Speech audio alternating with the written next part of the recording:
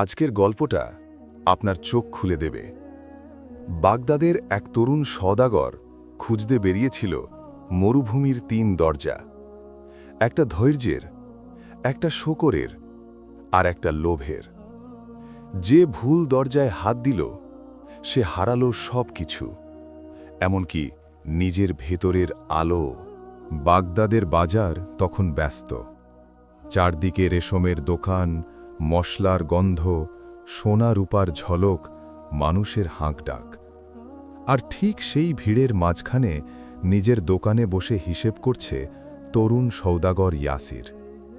তার সামনে মুদ্রার থলে, চোখে আত্মবিশ্বাসের দীপ্তি। ইয়াসির হাসতে হাসতে বলল, আজকের লাভটা দেখেছ?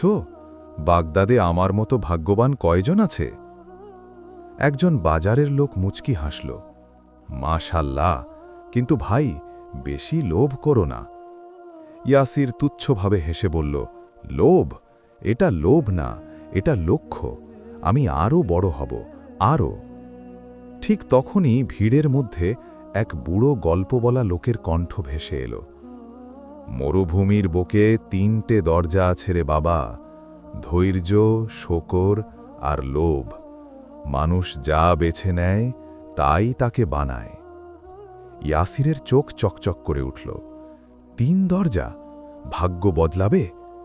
সে সিদ্ধান্ত নিল, সে যাবে, সে দেখবে। কিছুদিনের মধ্যেই ইয়াসির প্রস্তুতি নিল, একটা ছোট কাফেলায় যোগ দিল। তার সঙ্গী হল অভিজ্ঞ উটচালক সালেম।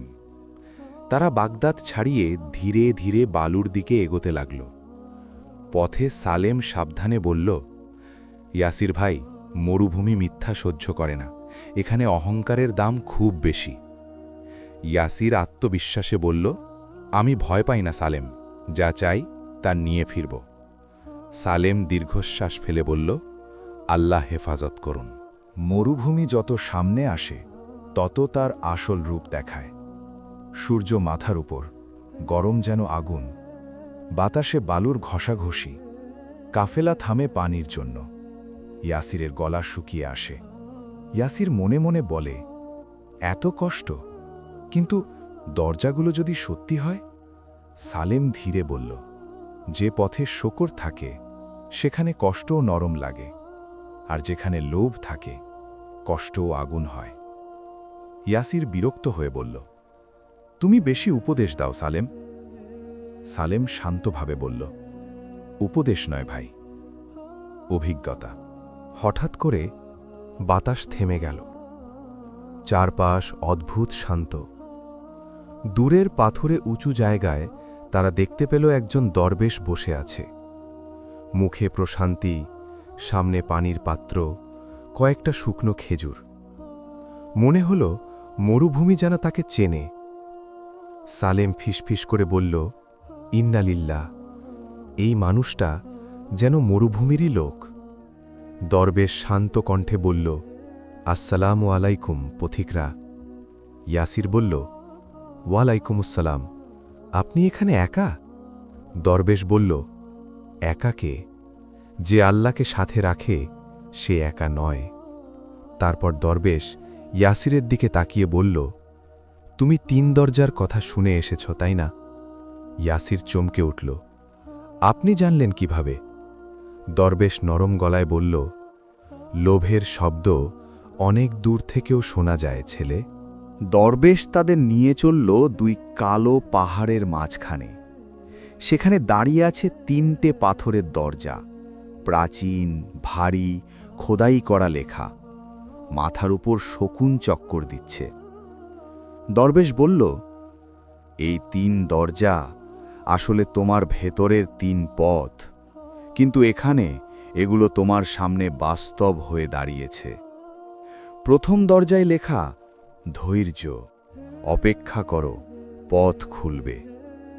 দ্বিতীয় দরজায় লেখা, শকর, যা আছে তাই যথেষ্ট।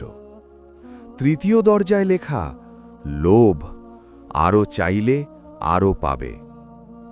ইয়াসির উত্তেজিত হয়ে বলল, তৃতীয় দরজাটা কি সহজ কথা বলে? সালেম ভীত গলায় বলল, সহজ কথাই তো অনেক সময় বিপদ হয় ভাই। দরবেশ সতর্ক করে বলল, ধৈর্য আর শকরের দরজা খুলতে সময় লাগে। লোভের দরজা এক ধাক্কায় খোলে, কিন্তু মনে রেখো, যা দ্রুত খোলে তা দ্রুত বন্ধ হয়। ইয়াসির অহংকারে বলল, আমি ভয় পাই না, আমি নিজের ভাগ্য নিজেই বানাই। ইয়াসির দরবেশকে জিজ্ঞেস করল, আপনি কোনটা বেছে নেবেন? দরবেশ বলল, আমি ধৈর্য আর শকরের পথেই থাকি। ইয়াসির তাচ্ছিল্য করে বলল, মানে আপনি লোভের দরজা এড়াচ্ছেন, ভয় পাচ্ছেন। সালিম চিৎকার করে উঠল, ইয়াসির না! কিন্তু ইয়াসির দরজাটা ঠেলে বলল, দেখি, আরও চাইলে আরও পাবে। দরজা খুলল। ভেতরে আধো আলো, মেঝেতে চকচকে কিছু মুদ্রা, স্বর্ণ।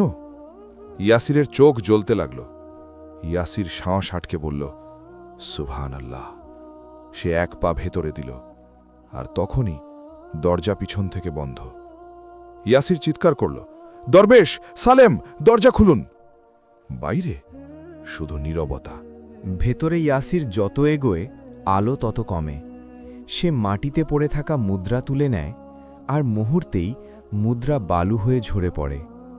ইয়াসির অবিশ্বাসে বলে, এটা কি? স্বর্ণ বালু হয়ে যাচ্ছে কেন? আরও সামনে সে দেখে রত্নের মতো ঝলক। ছুতেই তা ধোঁয়া হয়ে উড়ে যায়। ইয়াসির রাগে চেঁচায়, ধোঁকা! আমাকে ধোঁকা দেওয়া হচ্ছে। তার তৃষ্ণা বাড়ে, গলার ভেতর আগুন। সে পানির থলে খোঁজে, থলে ফাঁকা। সে বুঝতেই পারে না কবে হারালো। ইয়াসির হাঁপাতে হাঁপাতে বলে, না না, বের হতে হবে। সে দৌড়ায়, কিন্তু যত দৌড়ায় তত বালুতে পা ডুবে যায়, হাঁটু কেটে যায়। সে পড়ে যায়, শরীর কাঁপে। কান্না ভেজা গলায় সে বলে, আমি কেন শুনলাম না ধৈর্য, শকর? তার কানে ভেসে আসে দরবেশের কথা, যা দ্রুত খোলে তা দ্রুত বন্ধ হয়। ইয়াসির চিৎকার করে বলে, দরবেশ, আমি ভুল করেছি, দরজা খুলুন। কিন্তু বাইরে বাতাস ছাড়া কিছু নেই। শেষমেশ ইয়াসির মাথা নিচু করে হাত তোলে। সে ধীরে ধীরে বলে, হে আল্লাহ, আমি লোভ করেছি। যা ছিল তাতেই খুশি ছিলাম না। আমাকে ক্ষমা করুন, আমাকে বের করে দিন। আমি আরও চাইব না। ঠিক তখনই দূরে এক ফিকে শব্দ, আর দরজার দিক থেকে পাথর সরে যাওয়ার আওয়াজ। এক ফালি আলো ঢুকে পড়ে। দরজাটা অল্প খুলেছে, এতটাই অল্প যে অহংকার নিয়ে বেরোনো যাবে না। হাঁটু গেড়ে মাথা নিচু করে বেরোতে হবে। ইয়াসির কাঁপা গলায় বলে, আলহামদুলিল্লাহ। সে হামাগুড়ি দিয়ে বেরোয়। বাইরে দরবেশ দাঁড়িয়ে, পাশে সালেম, চোখে দুশ্চিন্তা। সালেম আবেগে বলল, ভাই, তুমি মরে গেলে ভাবছিলাম। ইয়াসির লজ্জায় বলল, আমি অন্ধ ছিলাম সালেম। দরবেশ শান্ত কিন্তু দৃঢ় স্বরে বলল, লোভ মানুষকে আগে ভেতর থেকে অন্ধ করে, পরে চোখে অন্ধকার নামে। তুমি আজ শুধু শিক্ষা পেয়েছ, শাস্তি নয়। ইয়াসির বলল, আপনি কেন আমাকে বাঁচালেন? আমি তো। দরবেশ বলল, আমি বাঁচাইনি, আল্লাহ বাঁচিয়েছেন। আর বাঁচানোর এক শর্ত আছে। তুমি যা হারিয়েছ তা নয়, তুমি যা শিখেছ তা ধরে রাখবে। দিন শেষে ইয়াসির বাগদাদে ফিরে আসে, কিন্তু বাজারে ঢুকতেই কটাক্ষ শুরু হয়। একজন ঠাট্টা করে বলে, এই যে মরুভূমি থেকে গুপ্তধন আনতে গিয়েছিল, কি আনলি? ইয়াসির শান্ত গলায় বলে, আমি শিক্ষা এনেছি। লোকজন হাসে। ইয়াসিরের বুক ভারী হয়। সে বুঝে যায় সম্মানও আল্লাহর দান, আর অহংকার সেই সম্মান খেয়ে ফেলে। সালেম আসতে বলে, ভাই, মানুষ কথা বলবেই, তুমি শকর করো, তুমি বেঁচে ফিরেছ। ইয়াসির চোখ ভেজা গলায় বলে, আলহামদুলিল্লাহ। ইয়াসিরের ঘটনা শহরে ছড়িয়ে পড়ে। কেউ বলে লোকটা মরুভূমিতে পাগল হয়েছে, কেউ বলে এটা আল্লাহর সতর্কতা। শেষ পর্যন্ত খবর পৌঁছে যায় খলিফার কাছে। ইয়াসিরকে ডাকা হয়। প্রহরী বলল, খলিফার দরবারে আদবের সাথে কথা বলবে। ইয়াসি মাথা নোয়ায়। দরবারে প্রবেশ করে। সিংহাসনে খলিফা হারুনুর রশিদ, পাশে উজির জাফর।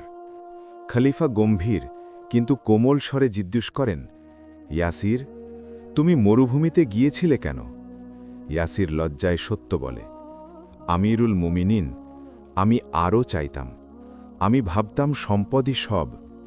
খলিফা জিজ্ঞেস করেন, তুমি হারালে কি?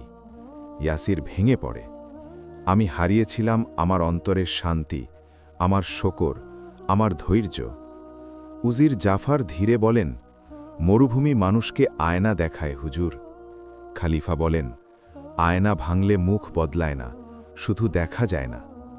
তারপর খলিফা সিদ্ধান্তের স্বরে বলেন, ইয়াসির, তুমি আজ থেকে বাজারে যাবে, কিন্তু 3টে শর্ত। 1, হালাল ছাড়া লাভ নয়। 2, লাভের সাথে শকর। 3, ক্ষতির সাথে ধৈর্য। যদি পারো তবে তুমি সত্যিকারের সওদাগর। ইয়াসির কাঁদতে কাঁদতে বলে, ইনশাআল্লাহ আমিরুল মুমিনিন, আমি চেষ্টা করব। খলিফা দয়ার সুরে বলেন, যে শিক্ষা পেয়েছে তাকে দাগানোর সুযোগ দেওয়া সুন্নাহ। তোমাকে সামান্য সাহায্য দেওয়া হবে, কিন্তু মনে রেখো, সাহায্য আরও পাওয়ার দরজা নয়, এটা সঠিক পথে ফেরার দরজা। লোভের দরজা সহজ, কিন্তু বের হওয়ার রাস্তা কঠিন। ধৈর্য আর শকরই জীবনের আসল দরজা। গল্পটা যদি ভালো লেগে থাকে, ভিডিওটা লাইক করুন, শেয়ার করুন আর কমেন্টে লিখুন আপনি কোন দরজাটা বেছে নিতেন, ধৈর্য, শকর নাকি লোভ। এমন আরও শিক্ষণীয় ইসলামী গল্প পেতে চ্যানেলটি সাবস্ক্রাইব করতে ভুলবেন না। ধন্যবাদ।